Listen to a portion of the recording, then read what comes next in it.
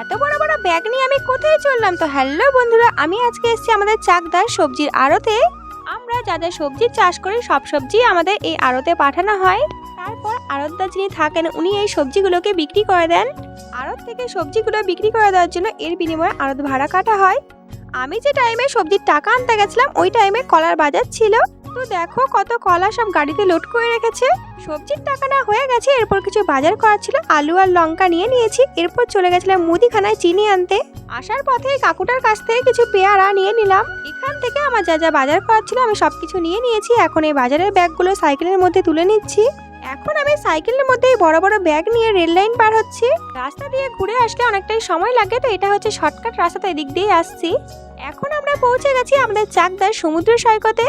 তো এটা হচ্ছে আমাদের চাকদার সমুদ্র সৈকত। বৃষ্টি হলে আমাদের চাকদায় পুরো বন্যা হয়ে যায়। আর দেখো কি বড় বড় ঢেউ আসছে। তো আমরা কিন্তু এই সমুদ্র পার হচ্ছি সাইকেলে। তো যাই হোক, অবশেষে আমরা এই সমুদ্র পার করে ধনিচায় পৌঁছালাম। তো এখান থেকেও আমি কিছু বাজার নেব, যেমন ডিটারজেন্ট, তেল, লবণ, হলুদ, ডাল, আটা, মশলাপাতি, এছাড়াও আরো অনেক কিছু। তো আমার যা যা লাগবে এখন আমি এক এক করে সেগুলো নিয়ে নিচ্ছি। এখন আমার প্রায় বাজার করা শেষের দিকে, সবকিছু নেওয়া হয়ে গেছে। তারপর বিল করে সব বাজারগুলো ব্যাগের মধ্যে নিয়ে এখন বেরিয়ে পড়ছি বাড়ির পথে। আজকের মতো ভিডিওটা এই পর্যন্তই, টাটা।